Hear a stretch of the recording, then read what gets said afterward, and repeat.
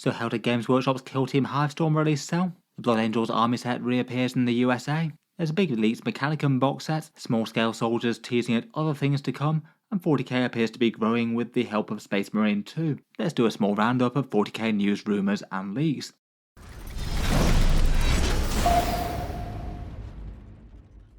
Hello and welcome back to Warspace Tactics, where today I thought we'd do a roundup of the 40k news over the past few days. A whole bunch of things that maybe aren't so important that they need an entire video all to themselves, but I nonetheless found interesting and wanted to talk about them here.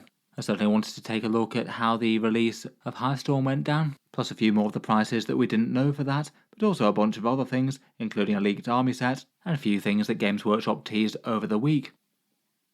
First up, if you're over in the USA, you might be interested to know that the Blood Angels army set appears to have reappeared. The big launch box for the Sons of Sanguinius with the new codex, data cards, the 2 character chaplains, plus a whole bunch of Death Company, essentially intercessors and jump intercessors, and a Brutalis dreadnought with upgrade sprues. This was kind of interesting in that it sold out dead fast, but only regionally. In the UK and Australia, it looked like it was gone from the vast majority of discount retailers within the day, but remained present in the web store. So if you did want a copy of this, then you could pick it up really quite easily, but in the USA it just looked like it disappeared outright really fast. It's $250 from Games Workshop, and it looks like discount retailers are already getting in on the action as well. My channel affiliate one over in the USA, Wargame Portal, has it listed at $195, so 15% off from the Games Workshop price. I've got no idea whether this is going to be a short-lived revival and it's shortly going to sell out again, or whether they've found a whole ton of them or transferred them away from another region. But it already appears that the news has gone down fairly well, with a bunch of people who missed out on them jumping on their second chance. The on-paper discount of the box set is better than the majority of kits that Games Workshop has released recently. Depending on how you judge it, it adds up to around about a 50 to 60% discount on the stuff within. So that does presume that you would literally wanted everything.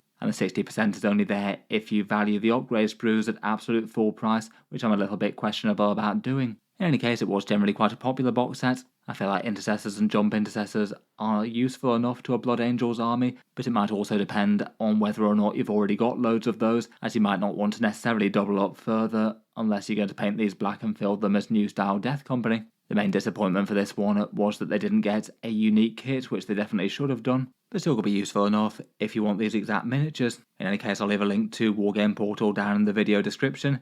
As ever, anything bought through there helps to support the channel a little bit, and there and other discount retailers are the best place to pick this up in the USA right now. Next up, I was very interested to check in on how Kill Team Hivestorm happened to do. It was always going to be a slightly unusual release, this one, as a launch box, but for a Kill Team edition, and really quite an expensive box as it goes due to the inclusion of all that terrain. Again, not an awful discount deal if you were going to buy literally all the rest of the things full price directly from Games Workshop. But if you didn't have any particular interest in any one element of it, then it does take the shine off quite a lot. Yesterday I asked you guys a poll as to whether or not you thought that the Kill Team box would sell out super fast, like basically the vast majority of Kill Team box sets have done over the past couple of years. In general, people were expecting it not to. It did seem that Games Workshop were billing this to be a big edition launch box as opposed to a one and done set like the other ones that released the Kill Teams, and the majority of people expected supplies of this to last a week or more in their area. It does seem that people's expectations were broadly pretty right. Seems not to have sold out in any of the major Games Workshop web store locations yet. They have the 3 areas in Australia, the UK and Europe, and North America. Always good when Games Workshop does actually produce enough to meet demand for a change, and people aren't forced to scrabble around and play fastest finger first for a very expensive box of models. Seems they have made quite a lot of this one. It broadly looks like it's pretty widely available from most discount retailers out there as well. A few seem to have sold out of Hivestorm depending on how heavy they went on it in terms of ordering things. Looks like Element Games in the UK still has the big box for 20% off. I can't see stock from all the way around the world quite so easily. And it does seem that, as expected, the new Kill Team releases really were the ones in much more demand out of the individual box set. People really seem to have snapped up the Night Lords, Mandrakes and Jaegers from the discount retailers. I noticed that those kits specifically seem to have sold out from Element Games and Wargame Portal. Lots of people trying to get their hands on the miniatures that hadn't been released individually before. To check in on the pricing of those, I was interested to see how much the Kill Team cards would cost. Looks like they are a pretty expensive deck of paper from Games Workshop, £19, $33 or €24. For the Kill Team data cards for reference cards in-game, I guess it's not too dissimilar from other Games Workshop card decks that they've sold before, but that still seems a little bit on the painful side. For a card deck aimed at literally a 10 model unit, even if I guess essentially it is your entire army in Kill Team. Looks like these data cards are a one and done thing, much like the datasheet cards for the codexes in Warhammer 40k. Once they sell out, they won't come back. I don't think any of them have sold out so far from the Games Workshop web store, but perhaps could just be worth bearing in mind that some of them might not necessarily be super easy to pick up way down the line if you do absolutely want some of them. Otherwise, the prices for the main box sets are revealed. I've seen people circulating the US prices earlier in the week, though now looks like they're confirmed for the EU and the UK. The Mandrakes is one example at $80 for 10 models, translating to £47.50 or €62. I must admit that's a slightly eye-watering price for a 10 model set of kind of normal human-style units in 40k. I know Games Workshop charges a big premium when they package things in box sets of 5, but for a box set of 10 I'm not sure we've seen that high before for anything quite of that same class. The price is still better than if they box the Mandrakes in groups of 5. I genuinely wouldn't be too surprised if that winds up being the eventual fate of things like the Space Marine Scouts and the Eldari Striking Scorpions. So in general you could still say it's better than that, but still it's a bit annoying to see these ones disproportionately creeping skyward, even ahead of the rest of their miniature range inflating prices.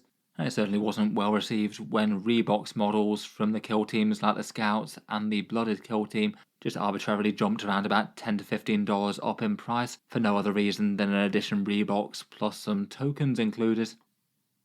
Finally, for kill team prices, it looks like we've got the confirmed ones for the kill zones for the Gallowdark and Beta Decima terrain. These are the terrain sets for the previous seasons of Kill Team, and they're £75, $125 or €100. Looks like they are online only things from Games Workshop, though certain discounters still stock them. In general, I suspect that most people will be getting these for Kill Team itself as opposed to application to Warhammer 40k, neither of them really translate over that well. I sort of feel like people might be more tempted to pick up the boarding action set as opposed to Killzone Gallowdark. It's basically exactly one half of the boarding actions terrain set, and you usually need 2 sets of it to make most normal maps. I guess might not be the most unhelpful thing in the world if for some reason you wanted one half of the big box but not all of it.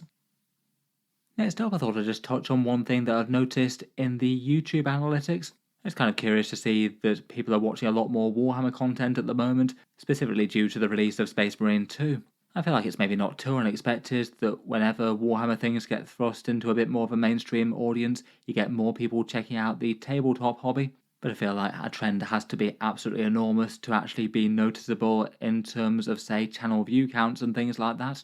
Otherwise it might just get lost in background noise from all sorts of other things going on. With the Space Marine 2 game launching in early September though, and getting quite such a massive audience, with all sorts of far more mainstream gaming channels covering it in one way or another, it seems that it does have a bit of a positive overspill for people either checking out or getting back into the tabletop hobby. I just found it kind of surprising that I could actually see that in the demographics for a bunch of my videos, a few of which I've posted here. I did check out to see whether or not it was actually on subjects that are specifically related to the things in Space Marine 2, and it does seem to bear a resemblance. Lots of the things I've made for Space Marines themselves seem to be doing a bit better. You can actually see when the Space Marine 2 release came out, with my How to Start an Ultramarines Army video, generally taking away and getting a few views over time. But then you can see the trend just suddenly change in early September and just start to gain views at a much more quick rate. Here's another example for a Thousand Sons tier list, I guess them having a bit more attention as well due to the game's release. This graph shows the sub count from that one over time, and again a lot of people suddenly subbing to the channel after the release. And then finally for the Tyranids, also in big attendance there, here's a strong Tyranids army video that I made in the fairly recent past. Again, you can absolutely see when Space Marine 2 releases, the subscribers gained had gone a little bit on the flat side, and then all of a sudden started gaining momentum again as soon as the game comes out. Obviously, I don't think that this is anything in particular Auspex Tactics related. It just seems that it's a slightly unusual boom time for Warhammer 40k. It has had more impact on people getting into the hobby and checking out tabletop content for the game, far more than I might have expected for a computer game. Obviously, they feed into each other to some extent, but I feel like it more just shows just how much the Space Marine 2 game has been a bit of a cultural phenomenon, with lots of people coming into contact with Warhammer. Next up, in classic Games Workshop fashion, looks like we've got another army set leak. This one's for small-scale heresy things with Legions Imperialis, and perhaps unfortunately for Games Workshop, it shows basically the entire Mechanicum range that they're coming out with. I guess for anything to get leaked, it's perhaps super unhelpful for them to have literally the entire back panel of a Battle Force box set come out. So pretty much a showcase of the Mechanicum range that's coming out for the Heresy era 40k but smaller. It very much does seem that both regular scale Heresy era plastic kits and Legions Imperialis kits are pretty much coming out in lockstep. We've had things for both settings now, where we saw it first in Heresy, then it came out for Legions Imperialis, or the other way around, where it came out in Legions Imperialis, and then got a Horus Heresy model. It's been interesting that for the Legions release, for the Solar Auxilia and the Mechanicum, it seems to be pretty much an entire resculpt of pretty much all of their range, whereas we haven't actually seen all of those kits redone in plastic for the bigger scale Heresy yet. The Mechanicum launch wave only had around about half of the stuff pictured here, and the Solar Auxilia were missing stuff in plastic. I certainly noticed that there weren't any of those Charonite Ogryns represented in full-scale Heresy kits yet, though I'm sure they'll happen at some point. It certainly wouldn't surprise me if the rest of the miniatures in here that don't currently have Mechanicum models in Heresy do wind up with a plastic release for them at some point. And perhaps the most interesting thing that was teased were the Arlatax Battle Automata maniple. That one kind of feels like it's Legions Imperialis jumping ahead of the main Heresy era release, given that I believe that they're not a unit that ever had models before. So I guess it's a preview of the new Automata class in this one to go with all the rest. I guess if this is already at the stage where it's got box sets made for it, then it might be a range that's fairly soon to be released. Maybe one to look out for at the next major preview session that Games Workshop does. Finally, just for a few more small things from over the week, seems that there's a novel coming out for Lord Solar Leontus. Maybe not the absolutely most beloved character for the Astra Militarum at the moment, given how ubiquitous he is in so many tournament armies, plus having a bit of a different theme and feel to the rest of the Guard. But in general, for people who have actually read up on his lore, it's been generally quite well received, and apparently this book will have him getting stranded, isolated from his main invasion fleets and having to face off against a whole bunch of orcs, and not shying away from taking the fight to the enemy, even if he is outmatched. Could be an interesting one for Guard fans potentially. Otherwise, there's been a new animation drop for the Tithe series, this time going to basically Administratum Hell. There were a few cool teasers of Astra Militarum and Orcs in the previous week, and the setting for the animation is basically a great big Imperial stockpile of massive amounts of resources that was lost due to an administration error. Kind of fun and a bit dark as a concept to see the horrendous bureaucratical inefficiency of the Imperium actually kind of take centre stage in its own way. That one's up on Warhammer Plus now. And for a rumour engine from earlier in the week, it looks like someone's fallen into a cauldron. A bit of an oddly specific part there that I guess is probably something Age of Sigmar as opposed to 40k. No idea what that one could be, but I guess it's at least a fairly chunky model if you've got enough room for an entire pool worth of liquid and something in it.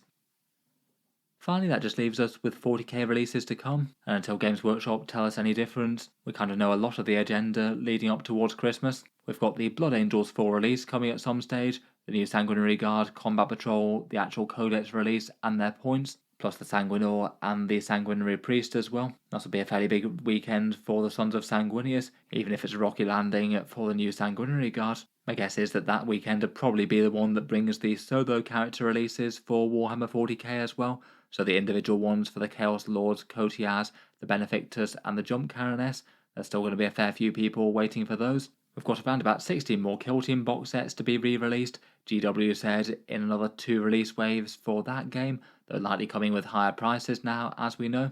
Sometime towards late September and October sometime, there will be a balance update, likely a points-focused one for Warhammer 40k, which could shake things up a little bit in the current meta. And then otherwise we're expecting the contents of some big box set reveals. The next major preview show I'd guess will be the Guard launch box set. Seems odds on to be something kind of similar to the Cadia Stands box set last time around, but for Krieg, and then the reveals of the Christmas Battle Force box sets. We have had quite a lot of Battle Force sets already in 10th edition so far. Hopefully they come out with something interesting this time around though. In any case, I'll leave that there for this one. Let me know your thoughts on leaks Mechanicum, Hivestorm prices, Space Marine growing the hobby, and all the rest. As mentioned, feel free to check out the links down in the video description, such as Wargame Portal, if you did want to pick up Blood Angels at a slight discount in the USA. And of course, if you're jumping into any Kills Team stuff, all the discount retailers are linked down in the video description. I might be able to get them a little bit cheaper than Games Workshop. These ones support the channel, but there's loads of other good ones out there, of course. If you'd like to see more like this, then feel free to subscribe to Auspex Tactics, where I'll certainly keep up with the Games Workshop news and releases, as I do tend to post 40k things just about every day. Finally, if you have been enjoying all the videos on the channel, I would just like to mention that Auspex Tactics does have a Patreon page as well, and you can find that linked in the video description if you'd like to help support and keep all these coming. Channel patrons do get a fair few advantages, seeing certain videos early, regular votes to see what sort of things happen next on the channel, and automatic entry into the regular prize giveaways with a chance to win some big model kits each month. If any of that sounds good to you, or you'd just like to help support, the link is down in the video description. In any case, a massive thank you for listening, and I'll hope to see you guys next time.